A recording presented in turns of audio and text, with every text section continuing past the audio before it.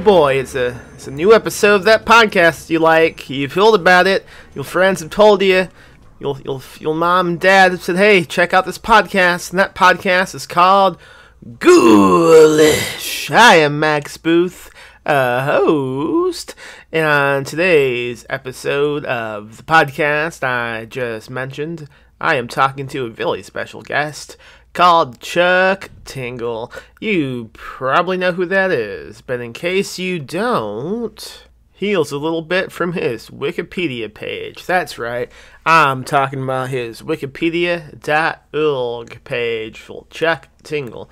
Chuck Tingle is a synonymous author primarily of gay, niche, erotic short stories. The stories mainly take the form of monster erotica, featuring romantic and sexual encounters of dinosaurs, imaginary creatures, anthropomorphized inanimate objects. Did I say that right? Objects? Sounds like I did. And even abstract concepts. He's been nominated for a Hugo Award, and he was a finalist for the Hugo Award. Same award. My bad. Going to his website, chucktingle.com, here's some of the books he's written. I'm going to read them to you now. Wow, this font's really small. I can't read. Okay. Bigfoot Pirates Haunt My Balds. Angry man pounded by the feel of his latent gayness over a dinosaur transitioning into a unicorn. Gay T-Rex law film executive bonal. Glazed by the gay living donuts. Pounded in the butt by my own butt. Seduced by Dr. Bigfoot. Monday pounds me in the butt. Pounded in the butt by my book. Pounded in the butt by my book. Pounded in the butt by my own book. A little bit of a meta title. Slammed in the butthole by the concept of lineal time. 8 Bigfoot buckaroos hate my butt and pound it. This American butt. Pounded by my handsome ghost boats.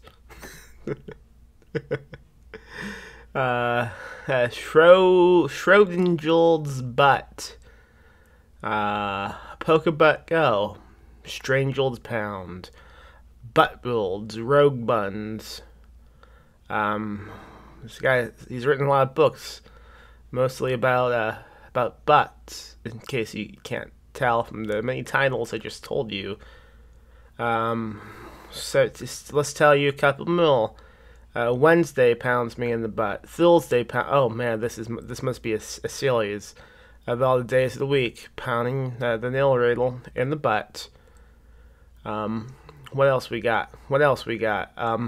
Brexit pounds my butt, then thankfully decides not to exit it. So a lot of his books are about butts, but they're also like themed around whatever's going on in the news. You know, this type of guy he is. He's like a South Park cradle. One of those guys. Matt Pellicle, Trey Stone. Is that full names? I think so. Cranberry sauce gets me off during my socially distanced Thanksgiving. Friday the 69th. Okay, that's a good title. I wish I had thought of that. The Legend of Sleepy Butthole. The sentient bread I just baked is a lesbian, and she eats my ass.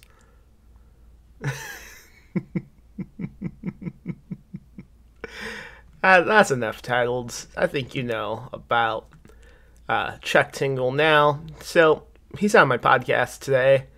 Pretty cool. The reason he's on is he recently wrote a book that wasn't, butt themed. It wasn't erotica.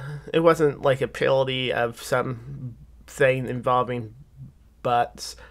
But no, he wrote a. He wrote a whole novel. I think it's a novella.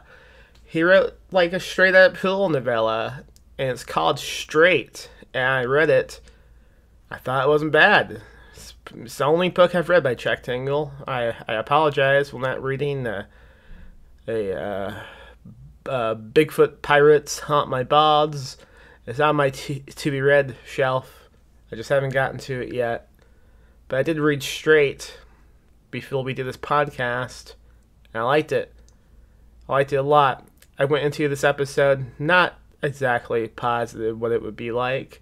I kind of thought, okay, this is gonna be a silly conversation with a silly man. But I was surprised because it ended up being one of the most intelligent conversations I've ever had about the whole genre. We dig deep into what makes this genre do good things.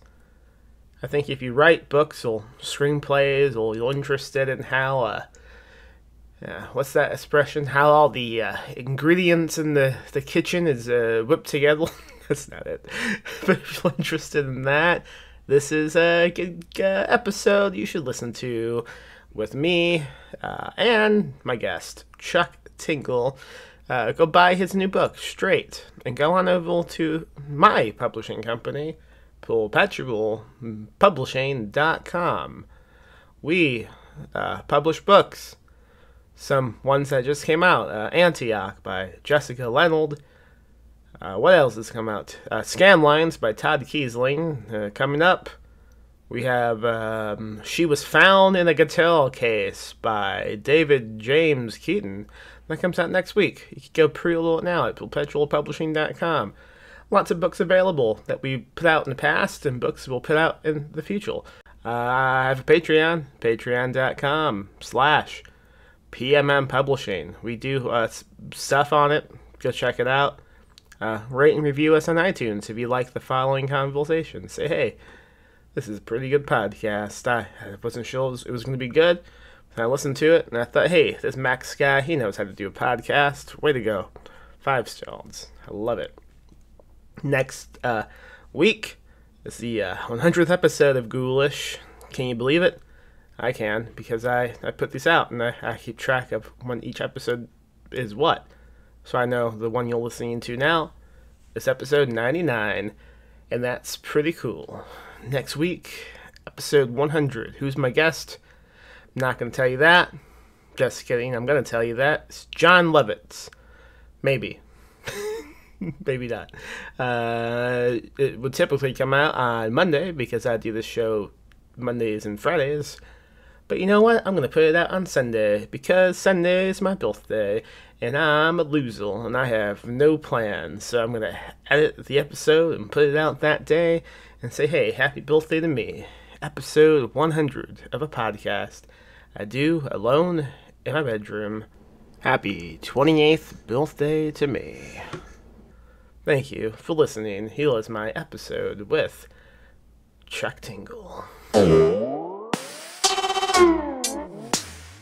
So I want to begin with, I just finished reading Straight, and this is obviously a different type of book than you usually write. This is a different genre. So I wanted you to tell me, like, what led to kind of going into the spooky genre as opposed to the more, like, fun, erotica genre? Oh yes, well, I will say that I have never thought of myself necessarily as having a Joker man way. I know that I write books that can be seen as silly or funny, but I'm just telling stories. And over a course of a career of Chuck, I have kind of leaned into my Joker man way more. I think I start to understand myself better as things have gone on. And I also have realized that stories I have been telling, I think I've gotten better at looking at the real meaning behind these jokes or what others might laugh at, and think about as the craft, what is the message. I guess you could call it satire, although I think that sometimes I think I'm too sincere for satire, but it has elements of that. Anyway, that's my long way of saying that I think that once I realized that way through a comedy trot and romantic trot, it's pretty easy to think about the way that horror works in the same way of using I think conventions of genre to understand and to say a message that's kind of beyond the text that is there. And I think that was kind of an easy move to make, surprisingly, because I was just using the same toolkit, but I guess in a different way. And I think that dang horror came about because as a genre, I used to get pretty dang scared when I was a young buckaroo, and as I have gotten older, I have I don't know if my extreme fear in the early days made me very fascinated with this way. Now I would say it's probably my dang favorite genre. So I just think that it was nice to try my hand at writing in this way for a little bit, and to be surprised and say, "Wow, this kind of functions in the same way." It was a good learning experience. I was happy with the result. I believe I listened to a previous interview that you did, and you mentioned that you also grew up like enjoying Stephen King. Is that right? Oh yes, he's a big favorite of mine. Back in the dang early days of reading, I would say that was if I could get my hands on one of his dang books. I think first I remember, if I remember, was probably dang Tommy Knockers. And I will say, those listening, if they are aware of my name of Chuck, I understand I have a difficult way of speaking and understanding sometimes, but I'm trying my best to stay on this timeline for this interview. I have a tendency to start to, if we start talking about specific names like my name is Tommy and I must knock, or another way that's from a nearby timeline. And Yeah. for this interview, I've been meditating all morning. I haven't sipped my chocolate milk. So for the sake of understanding, I'm going to try my best to stay on this timeline and remember the names of these books and films that we will talk on from this timeline, because I think that'll be easier. So I will say Tommy Knockers, as it is known on this timeline. I very much, I think that was probably the first of his books that I read. I love Tommy Knuckles so much. And a lot of fans of Stephen King, they will say, oh no, Tommy Knuckles, that's one of the bad books. But I very much disagree. That book is so I great. disagree too. I had my experience in reading that really. I think that it really solidified what I like about his way. And I understand it is a extreme. I think he was going through a lot when writing it, but I don't know. I guess maybe I have some strange taste because my favorite Steve's King books, if I'm really gonna say what is my top books and really give it some thought, are all the ones that I have learned others don't like so much. So I guess that's just my taste. I would say my favorites would be a way of Tommy Knockers, um, a way of Desperation, and way of Dreamcatcher. And I think that those three are very not as liked, I think. Yeah, I think you will correct. I like those books as well. Something I'm thinking about with the Tommy Knuckles is in that book. If I recall correctly, I have not read this book since I was a kid, but I believe the woman in it, the protagonist, she ends up inventing this technology that helps her write whatever, like anything that she thinks, it immediately is typed in a typewriter, correct? Because she's a writer, so Yes. she begins like busting out all these novels like simultaneously. I have to imagine that would a technology like this, does this exist in any of the timelines you know about? Have you used this to write your books? Oh yeah. Well, I will say thoughts writing technology is that's a pretty simple one as far as timelines go.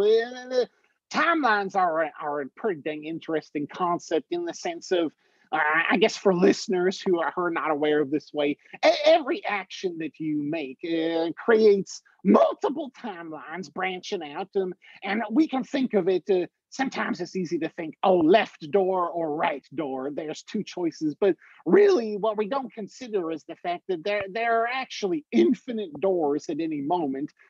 You could go through left or right door, or you could just sit down on the floor, or you could twiddle your thumbs, or you could go the other way. And you start thinking about options, you realize, oh, dang, there are infinite doors. Not only that, there are infinite amounts of time to go through each door. And this is happening every moment of every day with every single sentient being on this timeline and every single non sentient reaction, too. Because this was happening well before we ever showed up, just with crumbling rocks and other ways. So there are so many dang timelines, we can't even fathom it. So it's kind of both, I would say, inspiring and frightening to think about the fact that anything you can possibly imagine, whether it is a typewriter that thinks your words for you, or a dang vending machine floating down the highway gonna crush you with its psychic energy. Those all do exist on another timeline because there are infinite timelines. So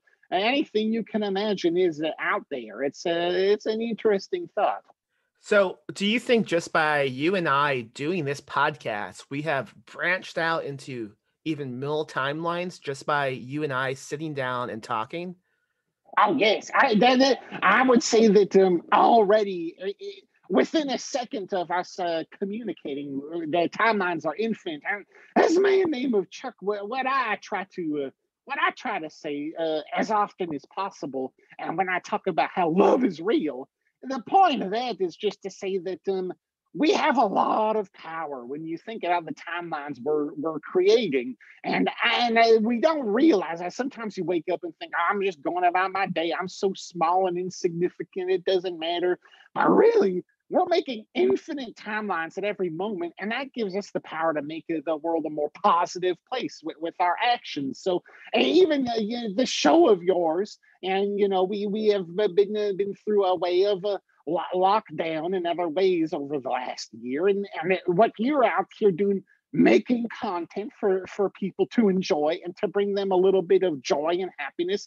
It is hard to wrap your mind around how much you are doing to make this world a better place and prove love is real. So I'll say thank you to you for just providing an outlet for buds who want to listen to a horror way, and we just don't pause enough to consider that we're making these infinite timelines that are really an important that's an important journey to be on.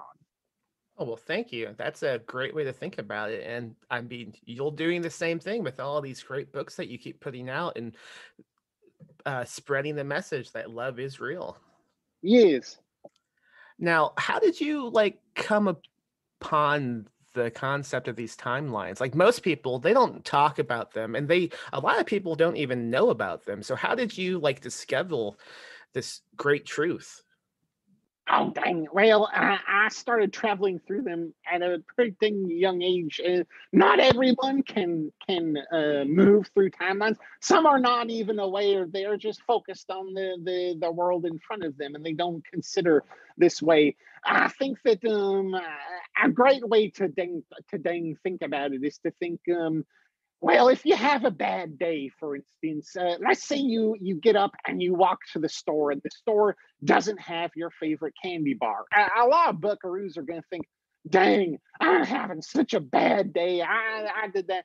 And what I started to realize, especially when very bad things happen because you get sick or other ways, is you start to think, well, I'm not aware of all the infinite times I walked to that store and waited 1 second or 3 seconds or behind, or 5 or 10 seconds before, and maybe got hit by a dang car on the way there, or fell down a hole or some other way. And it's easy to not think about those times because we're unaware of them. We only know what's on this timeline. But if you realize there are infinitely worse timelines in every moment we make, you start to be a little more thankful and appreciative of your way. And so I try to every day think when I wake up, wow, there's a timeline where I am dang so sick in bed right now with a dang cold chocolate milk in my hand and a cold ice pack on my forehead. And all I'm thinking in that time is, I would give anything to not be sick.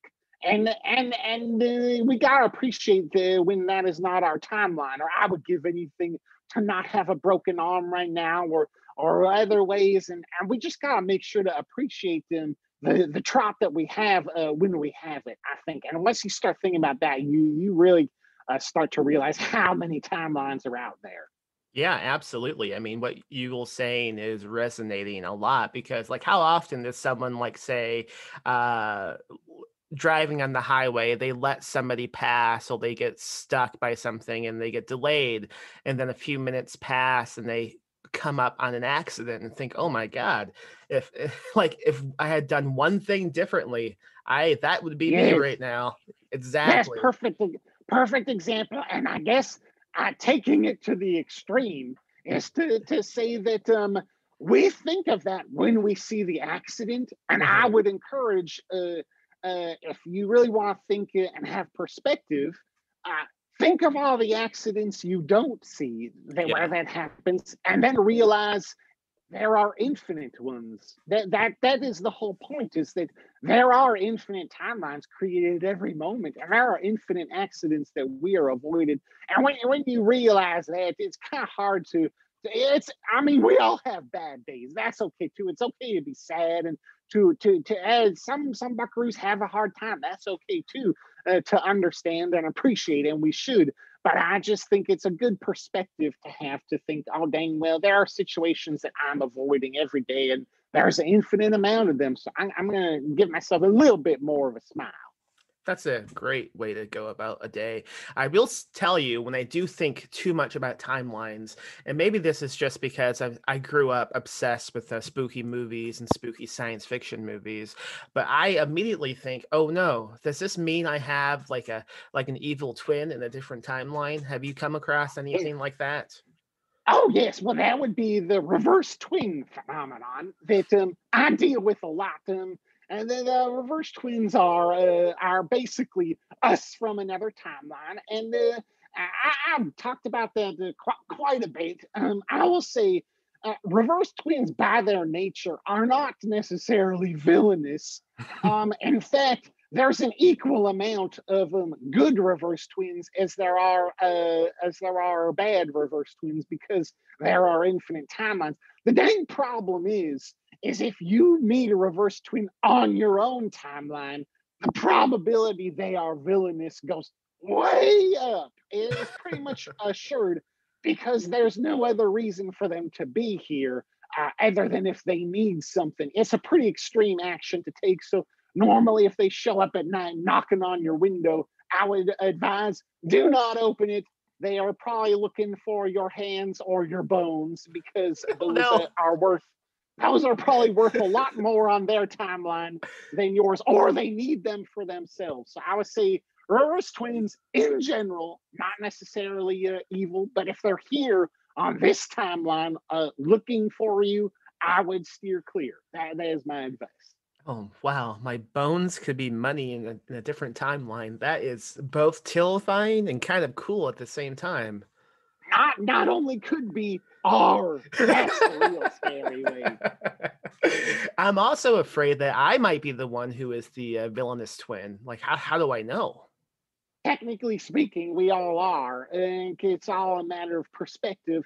I would say that we can only judge our morals by this timeline, really. So I would say that don't worry, unless you are knowably villainous and you're trying to trot with love in your heart and your heart's butt in other ways, then I would say that you're probably not going to be there. But you got to imagine there are probably a timeline out there where your reverse twin, whatever dang system they have built up, says, oh, anyone who wears the color green is a villain, and then the most morally reprehensible of all time.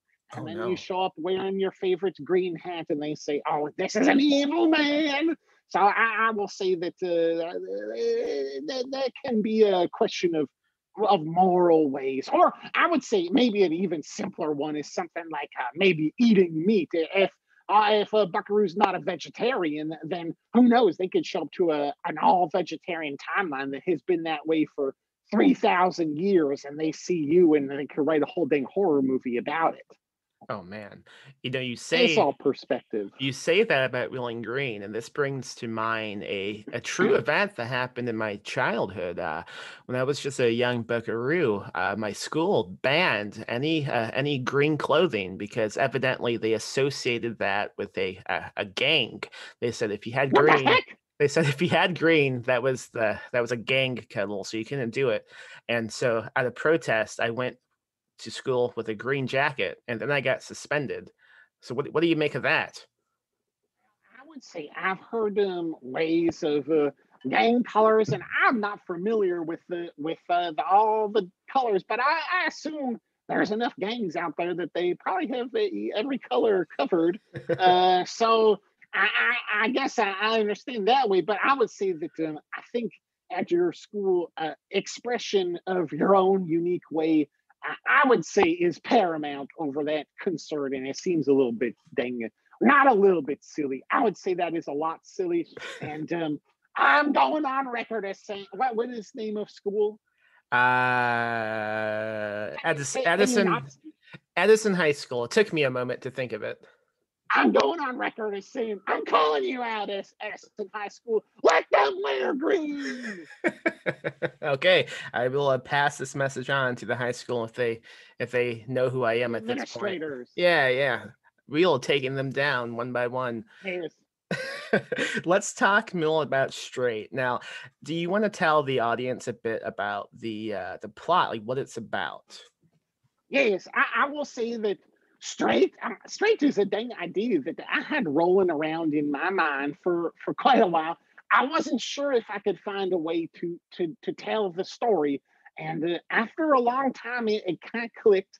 And the basic premise is that approximately every year, although it's not exact, but every rotation of Earth around the sun, we pass by a rip in the timelines. I'm glad we covered timelines and talking about that so that can be understood. There's a timeline tear pretty close to Earth, and when we enter this, something happens that makes it so that all straight, cisgender straight buckaroos become, I would say, best way to think of it is a way of crazed zombies. Although I would say the way they act is maybe a mix between 28 Days Later and film name of The Crazies by Wes Craven, I believe.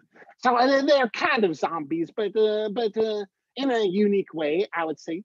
And all the cisgender straights kind of get riled up and overwhelmed for approximately 20 hours during that time. And everyone who is queer at that time needs to hunker down and try to protect themselves and survive this time. And the story is about a group of characters from across the LGBTQIA spectrum. And then they decide to go out to a place named Joshua Tree and escape civilization for that night and see what happens. And I would say that the story shows a way of the community of LGBTQIA coming together and solving problems and overcoming the differences between these letters that I think anyone in this community can know can sometimes arise, and realizing that those differences don't really matter so much, and we can prove so much love if we work together. So I would say that's basic premise of the book. Yeah, absolutely. I mean, anything else you need to know, just read the book at this point. You covered it Yes. to a T. It was the void that is like causing all of this. I think you call it the blank space in the book. Yes, in other Tinglers, it is referred to as the Void, Gotcha. but because there is a separation, and that is an entity that shows up all across the dang Tingleverse. But because I was switching genres, it is called a Void, not the Void. But I just wanted to create maybe a new terminology for it, just to kind of differentiate. But anyone who's familiar with the Tingleverse could read and think, oh dang, yeah, yes, I understand what this is a reference. This has to do with the Tingleverse. So it is still, even though it is a new genre, and even though it does not have dinosaurs or unicorns or big feet or living objects, it is still within the Tingleverse, just a different timeline, one that's closer to our own. How did you enjoy writing something in this genre? Like, do you want to keep doing these? Oh, dang! I loved it. I want, like, as I have said, I think that as a experiencer, although I write romance and some with some humor and satire ways and erotica, I enjoy that very much too. But when I'm experiencing on my own, what do I want to watch or read or other ways? As generally the horror trop these days. So in writing, it was very, very fun, and I'm definitely going to write another. I will say that they will because most tinglers in romance are short. I Hmm. will say that it might take longer because I would plan on writing novellas or novels in the way of horror. But I already have idea for the next one. I was thinking a lot, but I had a few ideas rolling around my head, and then one just then clicked the other day. So I think maybe in about a month or so, I'm gonna start working on the next novel because I have a great idea that I'm very excited about. That's awesome. I hope you do. I can't wait to read it. I will also say Yes, to those listening that I found honestly a lot of comedy in Straight as well. Not so much in the concept, but a lot of the dialogue is a lot of fun to read, and I was laughing quite a bit. oh, good. Thank you. I think that in similar way that my romance ends up be having a Joker man way. I think that is just my natural tone. Is I Yeah. think what happens. So anything that I write, I think will come out with a little bit of humor in it, just because that is the way that my thought process works. And also in writing, straight big. I will say influence on how to tell this story was when I started thinking about other horror in the marginalized communities, and I really started thinking about what thing Jordan Peele managed to do with Get Out, in which I think falls into another category where you have someone maybe known for their comedy, and when they write horror, it is very good horror. But there is still a tone of comedy because that is just their natural view of the world. There's going to be moments in the dialogue that have a sort of dark comedy bent to it, and I think that is the same with Straight. Absolutely. I've talked about this on the podcast in the past, and also I've written nonfiction about this. But I think comedy and something scary, they blend together really well because they do like a rhythm together almost. Because if you get the audience laughing about something and then hit them with something truly terrifying, they are not going to expect it. And the same thing could be said if you reveals that if they're reading something or watching something that is just really frightening. And then suddenly they get hit with a joke, they will going to laugh really loud because they will not like in that mindset to even like expect something funny to hit Is them. And a good is example of that would be speaking of Jordan Peele, his movie Us. So I'm going to is spoil it slightly. It's been out a while, but there's a scene where a family is being slaughtered, and it's really graphic and awful to watch, but also kind of fun. But until the end of that scene, the woman who's being killed, she tries to get the Alexa to call the police, but the machine doesn't understand what she's saying, and it begins playing "Fuck the Police" by NWA. So oh yes, I remember that part. Yes, so all of a sudden, we have this brutal scene punctuated by a song that makes everybody suddenly laugh because it doesn't make any sense to be listening to this song as we see what is on the screen. So I think comedy and the is horror genre they really blend well, and they can accompany is each other quite well. they blend well, and I would say that someone who knows how to do one knows how to do the other because they are genres of tension and release. Yes. And I think that if you understand this concept of building and then releasing, that's good. And then if you can do both, like you were saying, bring in comedy into your way of horror, you're gonna have another tool for this that a lot of straight horror writer, and I don't mean the sexuality preference. I mean just the more straightforward Right. horror Right. writers. will not have maybe a solid foundation of using that comedy. So sometimes they have to just rely on maybe a long silence or a scene that's unexpected. And that's fine too. That works very well in a traditional sense. But I would say it seems like there's a new method that you can bring in with the way of comedy. I talked about this a little bit when I was thinking. I posted this online that horror and comedy both uh, are genres built around involuntary reactions, and so I think that's kind of why they are looked down on by some, because they say, "Oh, it's lower class to want to laugh or to jump in fright because those aren't intellectual ways; those are visceral ways." And I would say, as someone who loves both those genres, I call that visceral sincerity, because you're tapping into something that is involuntary. And I think what a fun trip to explore that sort of honesty. And then the icing on the cake is if you can do that in an intellectual way. Once you're done with the story and you look back and you think, oh, that's what that was saying. But I think the visceral sincerity of experiencing these journeys, and that's what really proves love. Absolutely. Oh man, I could not have said that better myself. What a great response. Yeah. May I say, now that I've had that great response, I want to say a controversial response Do it. about film Us. Yeah. I think I'm the only person. This will go along with my Stephen King book way. I like Us much better than Get Out. I love them both, but Yeah. I enjoyed Us more. I think that Us is probably one of my favorite thing horror films, and I very much like Get Out, but I liked it better. And I think most Buckaroos vastly prefer Get Out. I think.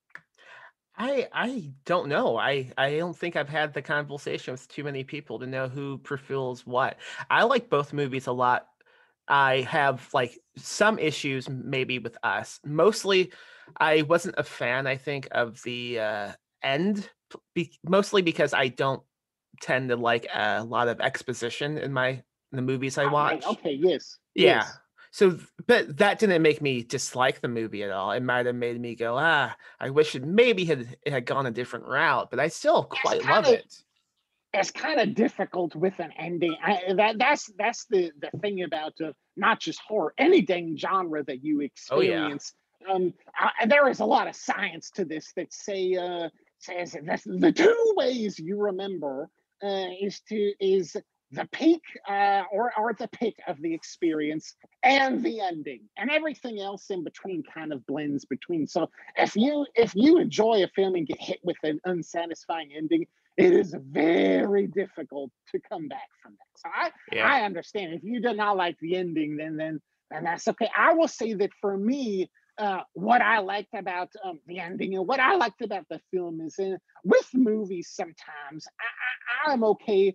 I sometimes I'm okay if imagery uh if it is moving enough in a sort of unexplainable, frightening, or even joyful way, just imagery in general, I can overlook a lot. And I found some of the imagery, even though the logical sense of it, you think, dang, this must take place on a distant timeline because this doesn't really. I'm going to look at this skeptically and think that doesn't make very much sense. But I found the imagery of it to be so powerful that I didn't really mind. I just thought, wow, I'm going to let this wash over me. Yeah, that's completely filled to me because I think that movie looks amazing. It's so great. Yes, There's so much thought and like caution put into how every scene is set up, how everything looks, and it's a beauty to watch. yes, yes. And I will say that to continue to pile on dang compliments to Jordan Peele, I will say that when I was writing Straight, something that I thought about a lot is that these are marginalized characters. And I think part of the way is that you don't really want to see marginalized characters just be harmed for an entire journey. Hmm. But part of horror is the threat of harm, and you can only have the dang threat of harm if you have an example that yes, this could happen. So there's a dang tightrope you have to walk when writing horror or filming horror about marginalized characters. And when you really start to break down what Jordan Peele accomplished with both us and then us and then Get Get Out. Out Yeah. with the dang stories is a very careful tightrope walk. And watching that, I think really dang helped me figure out what I wanted to do with straight. I analyzed those stories very much. I'm sorry, I'm kind of rambling. No, please Can go I ahead. go off for okay? I Yeah. got another tangent here. I Do it. think what I realized is this. For me, the genre of horror has two basic types. I will say. I think that one type is the story that is difficult to get through and is an expression of just a very maybe even unpleasant, but that is unfair, but a journey through something very unpleasant, a dark spooky house. That is the metaphor, but it doesn't have to be a house. It can be a torture chamber or any other way. And when you come out on the other side, you don't necessarily feel all that good in the sense of the story, but you do feel good to be alive yourself. It kind of jumps over timelines, and you say, wow, I'm glad that roller coaster is over. And you could think something similar about listening to maybe very dissonant punk rock music. Eventually, if you listen to it enough or watch it enough, you start to get a lot of joy out of it, because when you get to the end, you think, wow, what a tough journey I just sat through, and I feel drained, and that was hard to watch. That's the first type of horror. Second type of horror, I think, is a cathartic horror, which is you have the threat of that journey, but at a certain point, there is a turn where maybe you could say character of Laurie Strode in Dang Halloween's turns around and says, "Hey, Mike Mikers, I'm going to stab you back." And that way is you're cheering for them, and they're doing all the right thing, and they're taking, and it's so cathartic because you're so tense the whole time. And when they turn the tables and give the killer what's coming to him, you cheer along and jump for joy. And I think that what I had learned is that if I wanted to write Story of Straight, which was in this vein of marginalized horror, I want to look at what happened at the halfway point of, say, a story like Get Out, where you turn the tables and then you are cheering and you have this cathartic release. So that was very inspiring. And I just realized that if I want to write horror about marginalized community like LGBTQIA, as a part of that community, I mean, I don't want to see these buckaroos just get hurt forever. I want to have that story where there's the threat of that, and then they overcome it, and I can read and cheer along. And so I went for number two with that, but it just made me realize that I think it's very important, at least at this point on this timeline in 2021. I think that's where we are on this timeline. But I think that it's very important to think, wow, maybe these communities want the second type of horror right now, at least. Yeah, I think you might understand more about the whole genre than most like novelists who have been writing spooky books for the past few decades. That was great. Thank you. I Well, really thank you. I'm sorry, I ramble no. sometimes. I get going and oh dang. I think what you just said is something a lot of aspiring writers in this genre really need. They need to like understand and take into consideration. So yeah, it was not rambling on my end. That was like an essay you just spoke. I should say that both ways are, there's a place for both, and I enjoy both. I've certainly watched the dang scary films and gone through them and come out drained and thought, dang, that was a terrible experience. I never want to do that again. And then the next day I think about it, I'm like, wow, that was kind of fun. And okay, I think I understand. So there's Yeah. definitely a place for that. Mhm. But I'm just saying that at this point in time, with these communities, just politically with the world, you gotta understand that the books you write are not, they're not out in the void in some dang vacuum in space. They are here and now. And so you got to give your audience a story they want to experience. And I just think for certain communities right now, they don't want to story number one. They want story number two. I know I do as a member of a marginalized community. That's what I want. So I wanted to write for that and to have I think it was accomplished because I read the dang reviews of Straight and everyone says, wow, that really meant a lot to me, and it made me feel real good to see that turn happen. I think even if a writer doesn't want to or doesn't intend to like leave a stamp of like what year they wrote a book in, it's gonna happen either way because whatever is going on around someone writing a book, that is gonna somehow be recycled onto the page, even if it's intentional or subconsciously or not. So everything you'll say, and that makes a lot of sense. And it should be something we all think about as we write. Like, this is a book I'm writing in 2021, regardless. I mean, this is the timeline I am stuck in at this point of time. Yes, yes. There's wait. I think that some, and maybe this is just me. I think that back in the dang day, we'll talk about writing specifically. There was a big push to not date your writing. It seemed like that was taught in dang school. But people saying this needs to exist anytime you read it.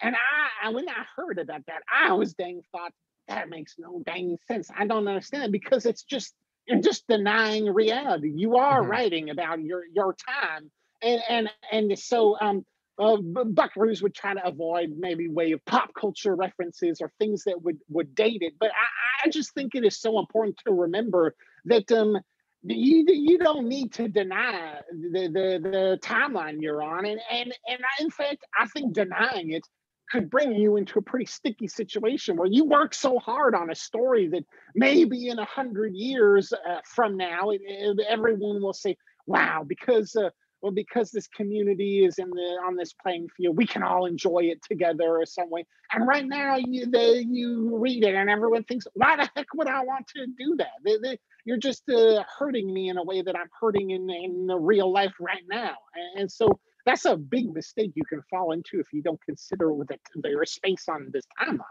Yeah, absolutely. And I also think like if you approach it from a reading point of view, I think it's kind of fun to read like an old book that was obviously written, say, like in 1972, and only could have been written in 1972. Oh yes. It's a way to kind of travel back in time and like experience what it was like then.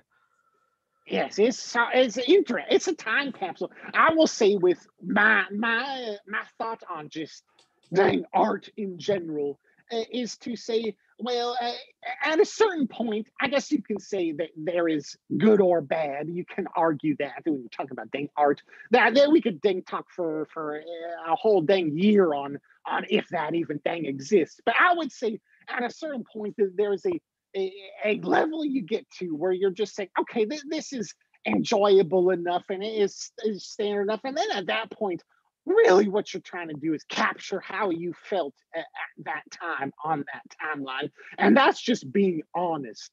And that honesty is kind of more important than good or bad way. And so having those little time capsules, that just to me says, wow, that's a great little snapshot of how that person felt at that time in that place. And what else can you really expect from dang art? I would say that that art has accomplished its goal, and you can't really argue with that. Yeah, I would agree with you 100%. Absolutely. I also think that's a great note to kind of end on. Did you have anything else to add?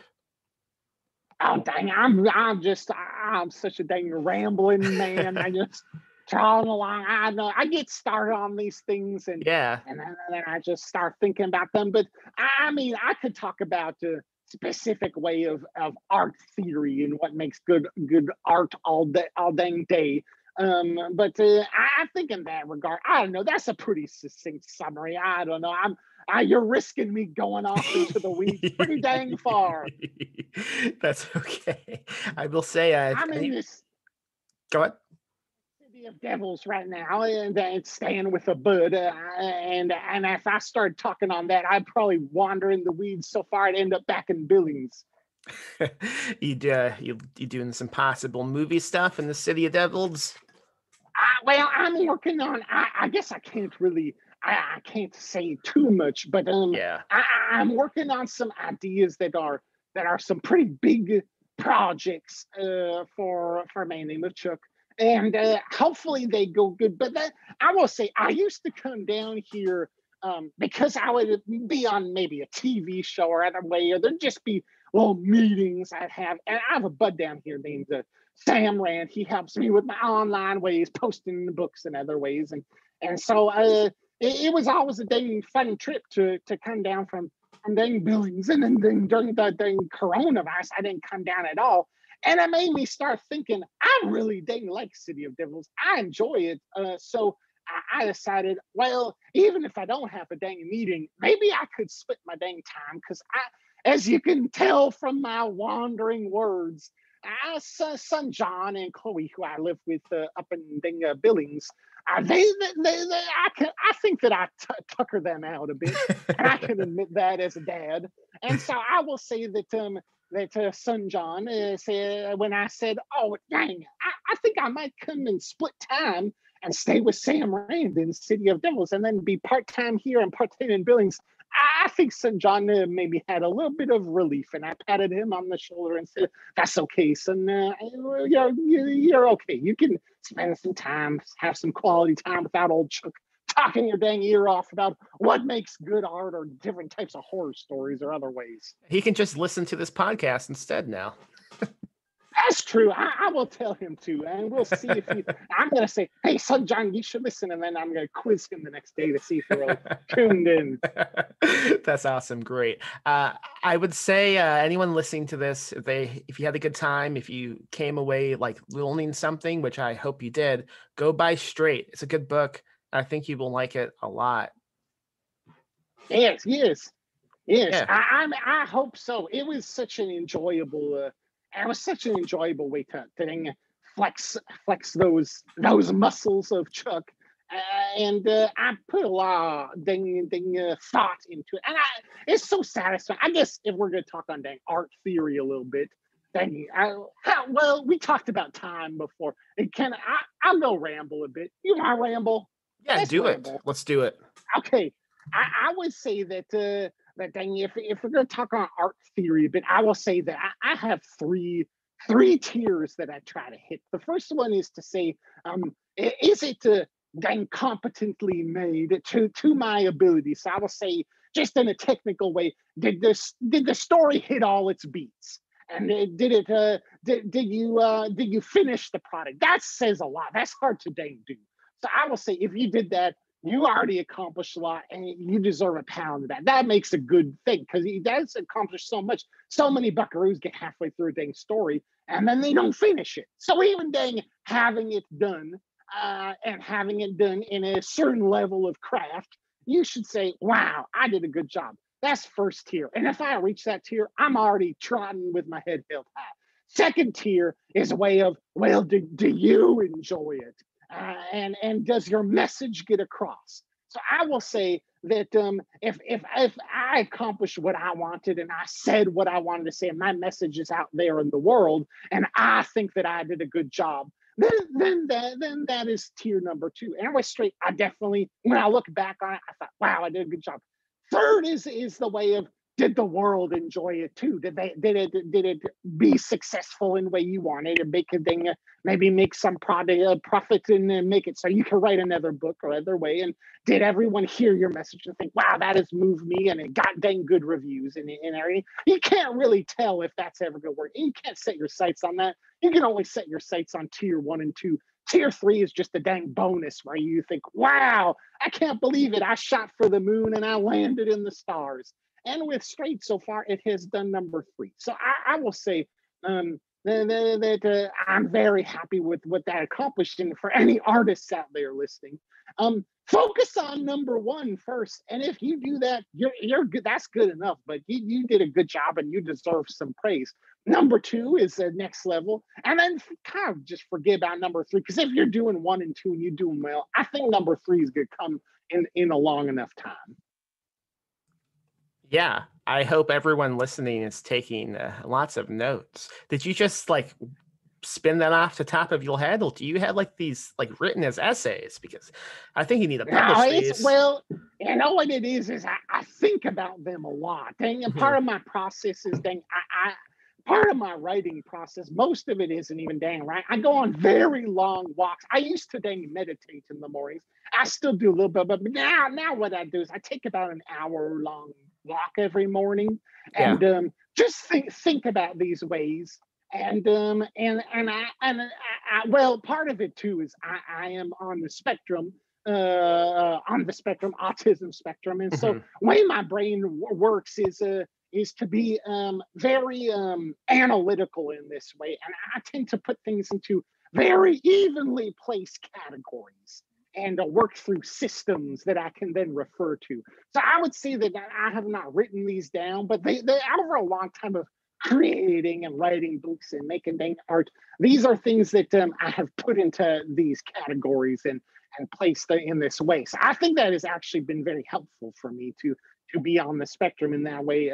I'm thankful for my. I know that is more difficult for others, and I understand it, but that is why it is a wide spectrum. There's all kinds of ways of this being a part of your life, and I think for me, I think that it has actually been a blessing for my way. I would not change it for the world.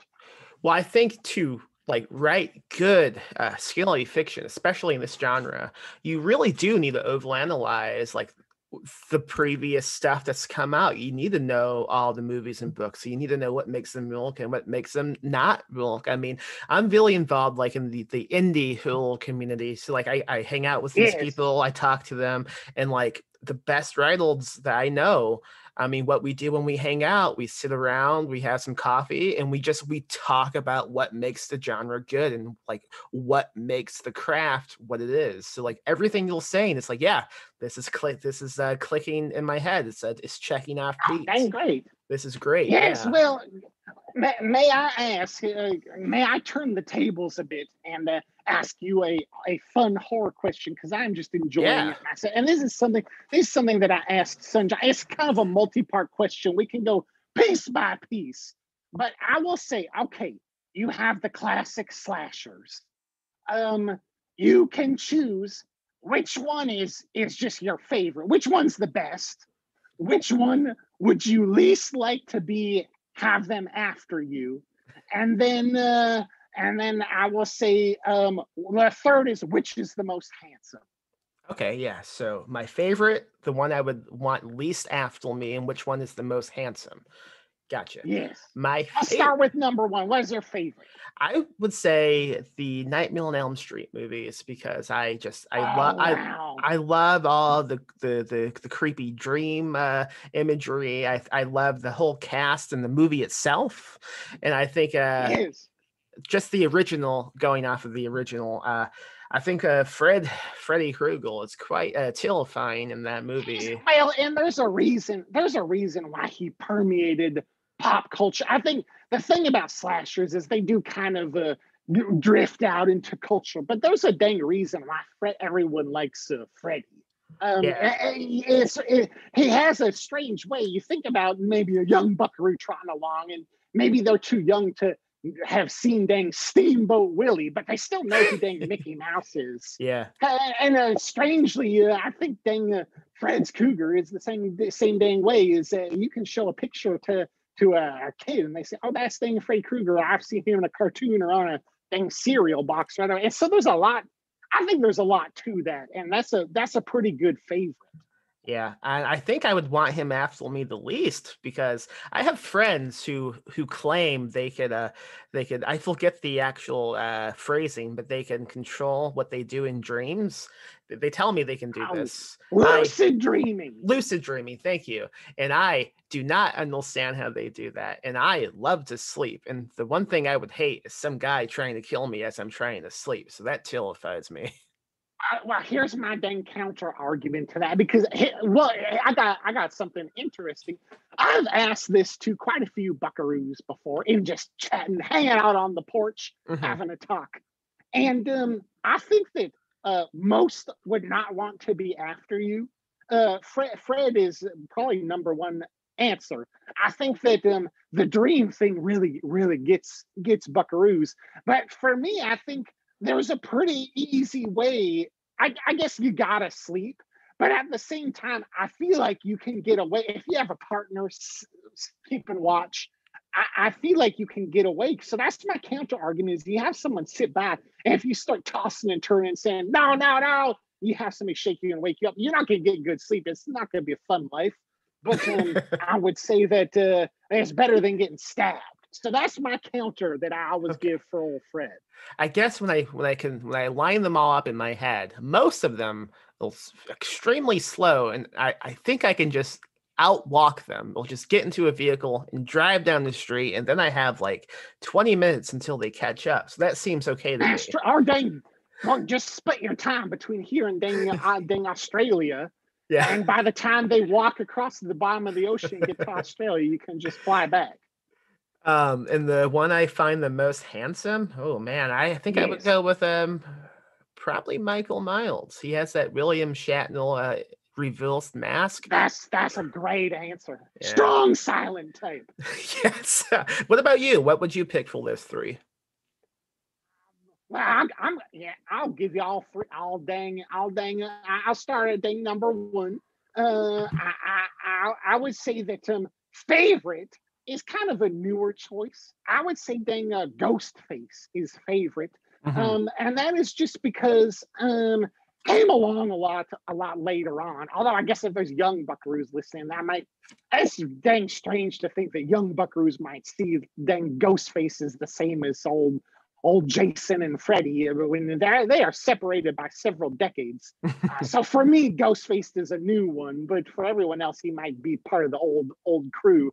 And I think the thing I like about his trot is even though you had some meta reality fourth wall timeline jumping in Wes Craven's New Nightmare, so you can give Freddy some points for that. I think that I really enjoy a meta fourth wall way and very specific commentary. And because the way of Scream trotted in that way, I just think Ghostface is very fun to watch.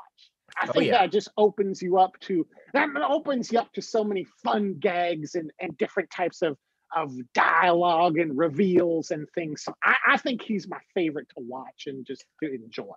Yeah, plus, if you think about it, Ghostface is constantly changing who he is, too. That's true. So you kind of don't fall into the traps of thinking, well, we just sent this, we just dropped a bunch of dang bombs on this hockey face man from an airplane and sent him to hell. And I guess he's back now. Nothing we can do about that. Yeah. So I think that Ghostface does solve that problem.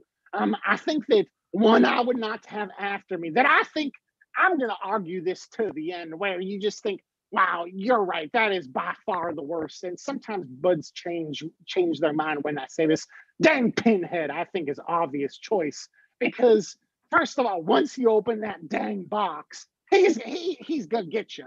And when he gets you, you're not just gonna dang die, you're gonna be tortured with chains for dang ever. So at least with the Fred, you're gonna get stabbed or clawed, and you're gonna die, and that's not a fun trip at all. I understand the lonesome train is not a journey you want to take, but dang, with Pinhead, you're gonna do worse than that. And so whenever I say Pinhead, a lot of buckaroos say, "Oh, dang, you're right." If any one of them had a target on your back, I would not want it to be Pinhead. Yeah, because with any other slasher, there's almost a contract, like a slasher contract, that once they kill you, okay, we're done. But with Pinhead, it just keeps going. It's forever. So I would say I at least like to if you said, do you want to move in I told Nancy's house on dang Elm Street, or do you want to go to Camp at Crystal Lake, or any other way, or would you like to dang open that dang Hellraiser box? I would say I will take I would probably take the lake, to be honest, because you're right, Fred's not too good, but I definitely would not open the box. You could not do anything to get me to open that dang box. And then I will say the most handsome, I think you are right. I do like the big strong types. So you are right with, I sometimes go back and forth between saying Joel Jason and old Mikey Myers. But Mike Myers, he's less rotten. He's still a little beat up. Yeah. But Joel Jason Under the Lake, that's a lot of waterlogged. You got barnacles on him. He's going to make a mess. Hey, he's yes. You don't. I think that yes, I would go for Mike Mikers over that. All right, So great. I Well, agree. We agreed on one of them. I kind of agree with everything you said, to be honest. I don't want to mess with Pinhead. I hate boxes. Yeah, yeah. You don't want to have chains in your dang eyelids for all time. I hate That's I something that hate I it. would say no thank you to that. Anytime I get a chain in my eyelid, I'm like, I don't like this. I don't want it to happen. No, Yeah. no. Anyway, that's exactly all time together. So I think this was great. I usually ask how can folks find you online, but I'm pretty sure anyone listening knows exactly how to find you. Yes, I will say. Well, the good thing about my name of Chuck is on dang Facebooks or Instagrams or Twitter's way. My name is just Chuck Tingle, so Yeah. you can find me on all those ways, and then you can go and dang order straight and maybe enjoy this trot. I will say it is a book for everyone. I think that's important, but definitely those in the LGBTQIA community, I think will really get a dang kick out of it. And it was written for us buckaroos most of all. So I will say that if that is your way, you might really enjoy it. And everyone else, you will also really enjoy it too. Hey, that was Chuck Tingle talking about timelines. If you like that conversation, go check out his new book, Straight. Go check out the books I put out at perpetualpublishing.com. The link's in the show notes if you don't know what the hell I just said. Go to iTunes, leave a review. Say hey. The outro of this podcast told me to leave a review. So that's what I'm doing because I do what I do what I'm told. I'm a good little boy. Yeah. Okay. Thank you for doing that. See you next time on episode 100. I'm gonna eat some eggs. Yeah, eggs. You will eat eggs. I eat eggs every fucking day. That's what I do. I eat eggs. Ask anybody. That's what they know about me. Maxie, he eats eggs. He's a cool guy. Yeah. Goodbye.